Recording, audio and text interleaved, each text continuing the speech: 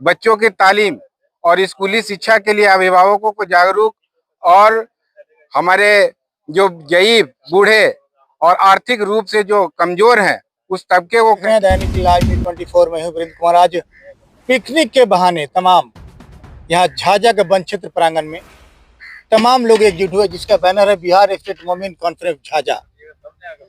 इसका मकसद है कि गरीब लोगों का उत्थान कैसे हो,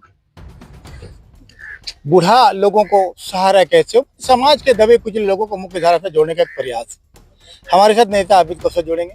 मैं जानना चाहूँगा क्या कुछ हो रही है, क्या कुछ बातें हुई, क्या कुछ निर्णय लिए गए। बन रहिएगा हमारे साथ। भाई वीरेंद्र जी, आपके चैनल के माध्यम से, और मैं आज तहे दिल से शुक्रिया अदा करना चाहता हूं बिहार स्टेट मोमिन कॉन्फ्रेंस झाझा के तमाम मेंबरान का, पदाधिकारियों का, और ख़ास करके जितने लोग यहाँ उपस्थित हुए हैं, जो शिरकत किए हैं, उन तमाम लोगों के शुक्रगुजार हूँ कि इन्होंने इस ठंड के मौसम में भी, करकराते हुए ठंड के मौसम में भी इतने अच्छे कार्यक्रम करके और बिहार स्टेट मोमिन कॉन्फ्रेंस के बैनर तले जो एकजुटता दिखाने के जो काम किए हैं, और इस बैनर के तले जितने भी वंचित, शोषित, पीड़ित लोग हैं उस पे काम करने का निर्णय लिया गया है, और ख़ास करके एजुकेशन पे फोकस दिया गया है, और तमाम तबके के लोगों को इस बैनर के तहत मदद किया जाएगा। इसमें किसी एक समुदाय के लिए ये बैनर नहीं है। बैनर बिहार स्टेट मोमिन कॉन्फ्रेंस नाम से बैनर है, मगर है ये तमाम तबके के लोगों के काम करने के लिए, दबे कुचलों के लिए, आपदा पे काम करने के लिए, और नौजवानों को मोटिवेट करने के लिए, बुजुर्गों को राहत देने के लिए, बच्चों को एजुकेशन देने के लिए, तमाम तरह का ये संस्था काम करेगी। और मेरा एक विश्वास और यकीन हम दिलाना चाहते हैं इस बैनर के तमाम मेंबरानों को कि हमसे जो भी चल बन सकेगा इस बैनर के तले, बिहार स्टेट मोमिन कॉन्फ्रेंस के बैनर के तले, हमसे, हमारे बाहैसियत जो भी हमसे मदद होगा, हम हमेशा इस बैनर के तले काम करने को तैयार रहेंगे, इस बैनर के नीचे काम करने को तैयार रहेंगे। क्या कुछ बातें हुई सर आज?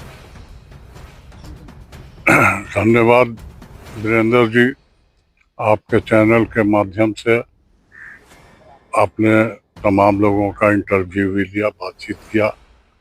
ये बिहार स्टेट मोमिन कॉन्फ्रेंस ये नई संगठन नहीं है, बहुत पुरानी संगठन है, और इस संगठन से हम मोमिन बिरादरी के लोग जुड़े हुए हैं, और हमारा उद्देश्य है कि इसमें दबे कुचले जो अशिक्षित लोग हैं उसको आगे बढ़ाना, उसकी सहायता करना, और गवर्नमेंट से जो भी अनुदान वगैरह आती है उसको उनको सारा लाभ उनको तक पहुंचाना। जो आज वो वंचित हैं उनको ये सारी बातों से अवगत कराना, उसको शिक्षा की ओर अग्रसर करना। धन्यवाद। इकबाल साहब, आज जो आप लोगों ने बैठक की, क्या फैसला हुआ, क्या कुछ होगा इस बैनर के तहत? हम लोगों ने एक मोमिन स्टेट मोमिन कॉन्फ्रेंस का जो बैठक किए हैं जकरा स्थान के पीछे और दलित इजलास का पीछे है, हम लोग एक फैसला ये लिए हैं कि हम लोग जो है एकजुट होकर गरीबों का उत्थान करें, और नौजवान जो लोग बेकार है उनके लिए मदद करें, बच्ची की शादी भी में हम लोग मदद करें, जो बूढ़े बुजुर्ग हैं उनके मदद में हम लोग लगे रहें, और बच्चे की तालीम के लिए हम लोग एकजुट होकर, जो गरीब बच्चा है नहीं पढ़ पा रहा है, उसको मदद नहीं मिल पा रहा, हम लोग उसको मदद करके आगे बढ़ाए, और इस तरह शिक्षा आगे बढ़ेगा तो हम लोग का देश भी आगे बढ़ेगा। Thank you. जब तक शिक्षा नहीं रहेगा, हम लोग कितना संगठन हो एक हो जाएंगे, वो नहीं चलने वाला। जब तक में हम शिक्षित हो जाए तब तक से पहले हम लोग शिक्षित के बारे में भी हम लोग उसको ज़्यादा से ज़्यादा जानकारी लेंगे, और जहाँ जो कमज़ोर वर्ग के लोग हैं वहाँ जाकर हम लोग मदद करेंगे, गरीब गुरबा को जहाँ तक होगा हम लोग सहायता करेंगे। इसी उद्देश्य से हम लोग जो है मोमिन कॉन्फ्रेंस का एक ठीक है, नंबर अपना शेयर कर देना। हाँ ठीक ठीक। भाभी अली साहब राष्ट्रीय उपाध्यक्ष है मोमिन, राष्ट्रीय भारतीय मोमिन ये बिहार स्टेट ऑल इंडिया मोमिन कॉन्फ्रेंस का राष्ट्रीय उपाध्यक्ष। तरह से आज ये कमेटी बनी है, तो क्या कुछ होगा बच्चों की शिक्षा के लिए काम, क्या काम करेंगे? जी जी, बच्चों के लिए शिक्षा के लिए काम, और गरीब गुरबा दबे कुचले लोग के लिए काम जी। डॉक्टर जैसे हो गया, किसी को दिक्कत हो उसके लिए। कुछ फैसला हुआ आज? फैसला ये हुआ है कि हम लोग जो भी अन्य मुस्लिम कॉन्फ्रेंस जो है, बहुत दिन से हम लोग जो है राय मशवरा कर रहे थे। एक हम लोग का जो है झाझा अंसारी कमेटी जो है मोमिन कॉन्फ्रेंस जो है बने, और हम लोग एकजुट जिसके साथ जाए एकजुट जाए, और लड़का बच्चा जो भी पढ़ने का लिखने का या जो भी कमजोर है या बीमारी हालत में है, उसको हम लोग जो है आर्थिक मदद मुखिया जी, आप पूर्व मुखिया भी रहे हैं, जहाँ आपका गांव है वहाँ आज भी बेटियां बीड़ी बनाती हैं। जी हाँ, बीड़ी बनाने से चंगुल से कैसे मुक्ति मिलेगी उन लोगों को? जब तक पढ़ाई नहीं करेगी तब तक नहीं बनेगी। जब तक पढ़ाई नहीं करेंगे तब तक मुक्ति नहीं पाएंगे, और जब तक पढ़ाई नहीं करेंगे तब तक आपका गरीबी दूर नहीं होगा। फिर से वो गंदा काम करवाएगा तो बाबा साहब के रास्ते पर हम सबको चलना, हम लोग भी उसको माने। आज जो हमको हर तरह का अधिकार संविधान में मिला, कौन दिया? बाबा साहब ने दिया। हिंदुस्तान पाकिस्तान का बंटवारा हुआ, चाहता तो ये लोग कुछ नहीं देता। संविधान सभा में उन्होंने मुसलमानों के लिए बहुत बड़ी रास्ता खोल करके गए दुनिया से, हमको उसको मानना चाहिए।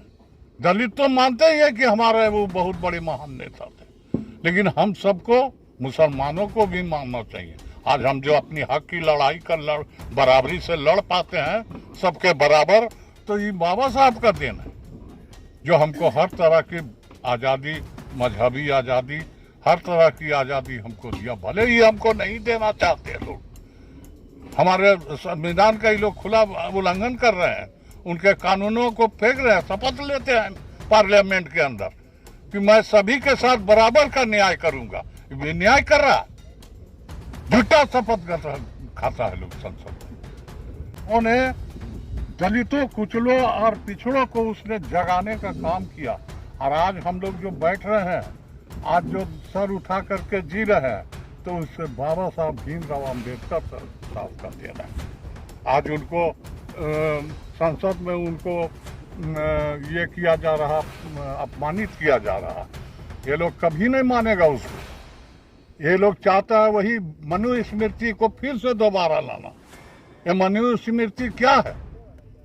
गुलामी की तरफ लोगों को ले जाएगा, गुलाम बनाएगा। दलित आज मुसलमानों पर हमला कर रहा, दलितों पर हमला कर रहा, कल किसी और पर जो नीचे जात के लोग हैं उन पर हमला करेगा। बना है ये जो बिहार मोमिन कॉन्फ्रेंस बना है, इसका उद्देश्य क्या है? ये बहुत बहुत शुक्रिया वीरेंद्र जी, आपके चैनल के माध्यम से मैं बताना चाहता हूँ।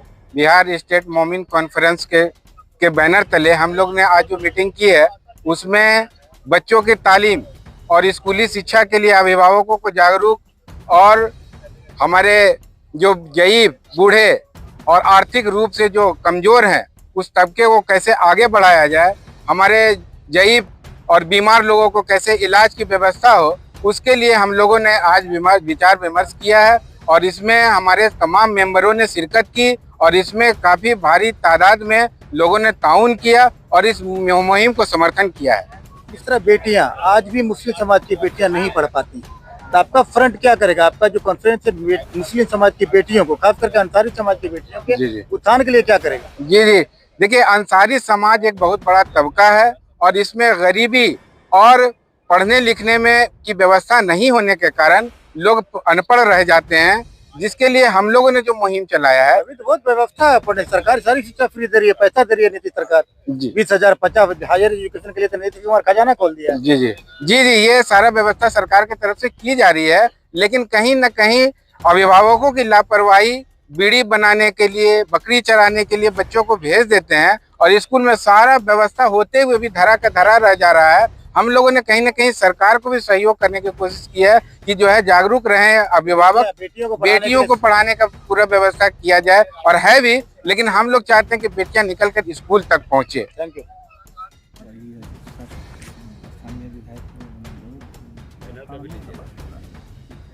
पीछे में हम लोग ऐसे बैठते रेलवे पास हम लोग बैठते हैं। रेलवे पर चल के फोटो करा दीजिएगा, इनको दे दीजिए।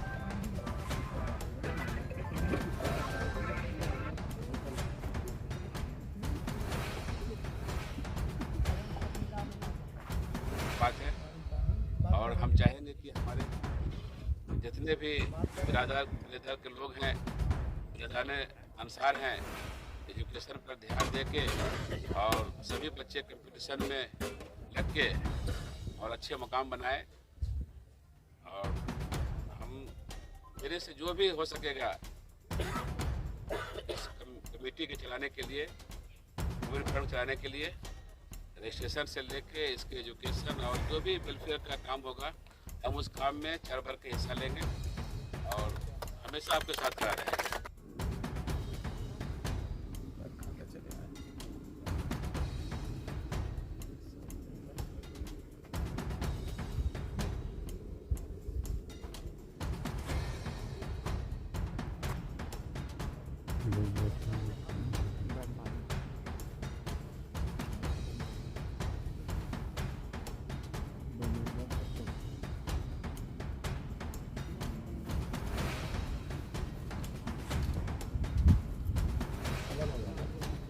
क्या करेंगे, डबल हो जाएगा।